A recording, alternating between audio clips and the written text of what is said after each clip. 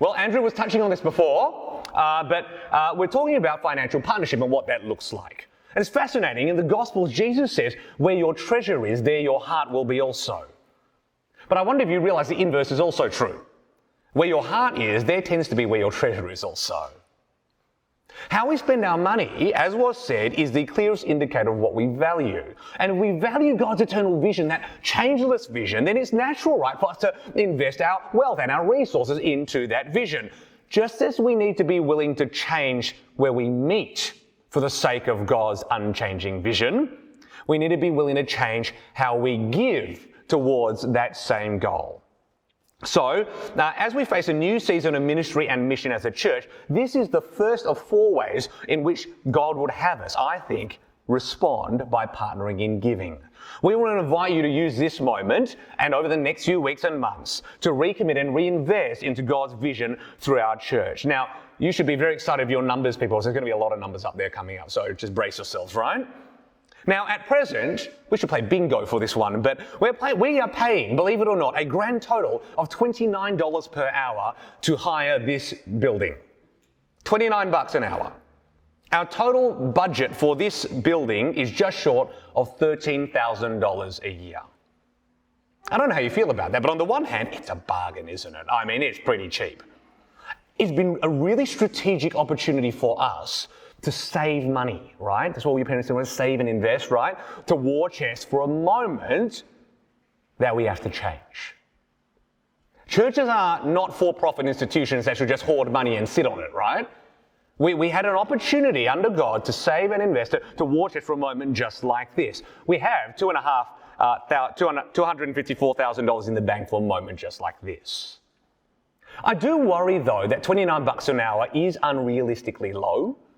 It is simply not comparable to what most other churches and organizations pay to accommodate 160 people each week, right? It is just unrealistic on that level. And I wonder if actually one of the unintended effects of paying such low rental has been we've actually accustomed ourselves to really not paying that much, to an unrealistically low expenditure.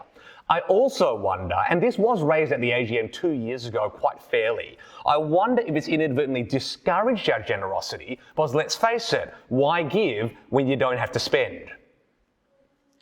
When you look at our current financial health, right, those positive and negative effects, I think you see them. They're apparent in our giving life as a church. So, we have 160 regulars each week. If you've been wondering how many people are at church in the flurry of just faces and names, it's about 160 each week, give or take 10 either side.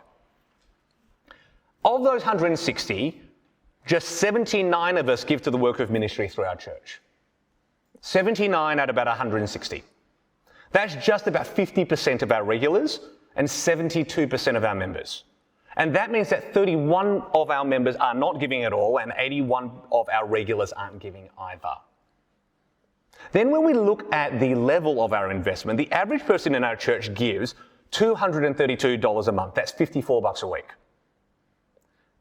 And I know that we're all in different life situations. Some of us are students, some of us are workers, whole range of situations. But can I offer, if our giving is an indicator of spiritual health, given the average earnings of your average person in Melbourne, I wonder if we might be a bit healthier. I wonder if we could be a bit healthier. So when you take a step back and you include within that our external giving, oh, by the way, Mac, thank you. Next one. Oh, next one. Okay, back one. No, back one. Hey, no, back another one. Hey, thank you. When you include our external giving, our total annual income comes to about $261K. That covers our annual expenses by about $24,000 each year. So that's where we're at right now. It's not bad, right? But if we're to embrace this next season of ministry and mission, and if we want to meet the great gospel needs before us, just like our venue, our giving will have to change. Now, for those of you who have a keen eye, there's no doubt that moving to the Novotel and the opportunities that come with that will be costly. In fact, it will require an exponential jump of a venue budget of just $13,000 to a new budget of $104,000 each year. That is an 8-fold increase, right?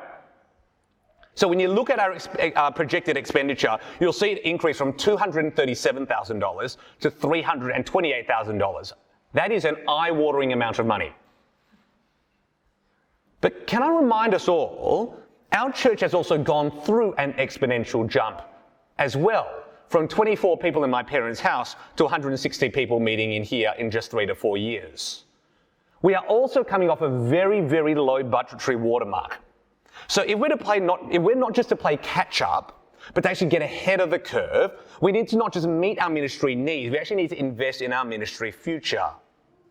We need to change how we give and how much we give to embrace this new season of ministry and mission.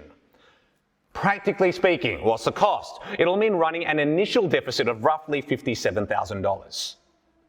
But we're convinced that this is a deficit we can pay off even on a series of conservative assumptions. Now, I'm going to share those assumptions with you, and they will frustrate me, but I'll share them with you all the same. Now, what you'll see here, that was very good timing. I'm just wondering if this is right here. Anyway, we'll find out. What you see here, if you look at the second row, regulars giving 50%, we have done something that I really don't like. We have assumed that for in perpetuity till the Lord returns, only 50% of a church will give. Right? So that's first assumption. First assumption. Secondly, it assumes that the average annual giving of each person will not increase either. The giving per person per year will stay the same till the Lord Jesus returns. So there's our two conservative assumptions.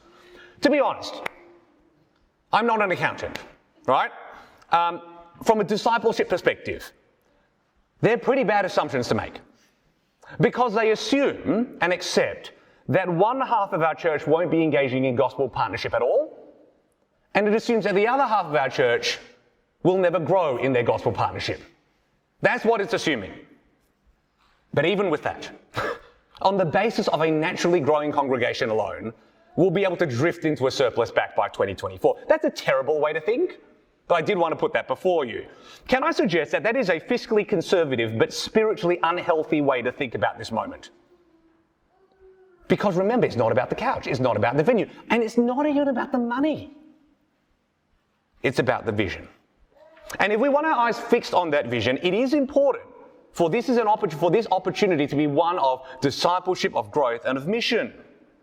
It's about God's unchanging vision. If we stay the course with that vision before our eyes, this is an opportunity for us to change the couch, change the venue, or even change our giving for the sake of that eternal goal. This is an opportunity for us as a church to invest into God's future for our world in some small way through this church. So, how under God will we get there? And what might it look like for us practically to respond to this unchanging vision through partnership in giving? Well, at the next slide, you'll see. I will distribute these at the end, don't worry. At the lowest end of expectations, right?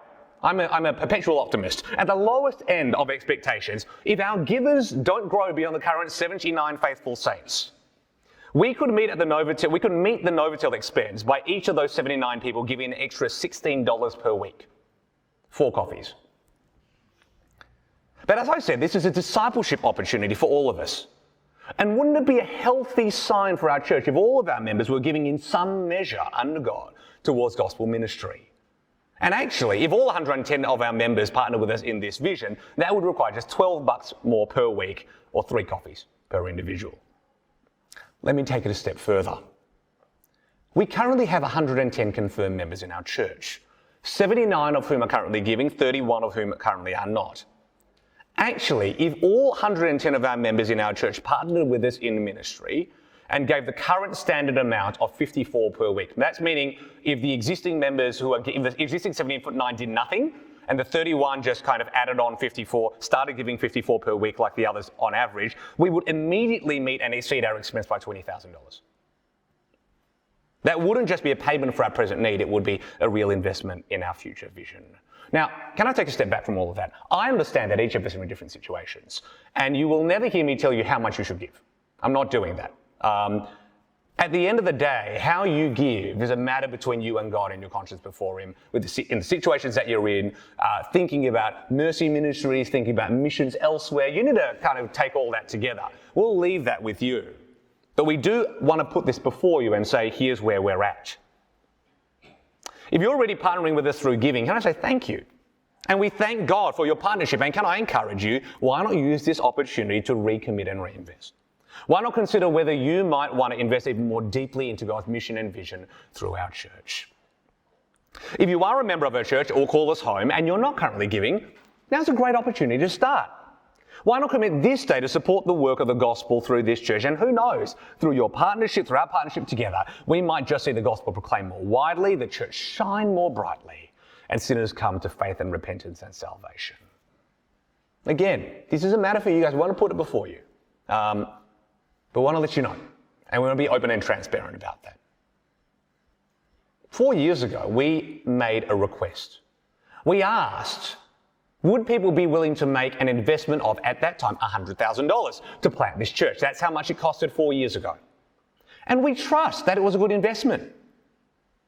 Well, brothers and sisters, I want to suggest, I think that the time has come yet again, and it will from time to time, for us to make another investment, for a new season of ministry and mission together. And if you weren't here at the very beginning, in many ways, all of us have benefited from God's work through this church, the good and the bad and the ugly. We've been kind of doing it together, and we've stood to gain from it. Wouldn't it be wonderful if yet many more people could benefit in the same way, if not better? And we trust God, that this investment, just like the first, may just be worth it all.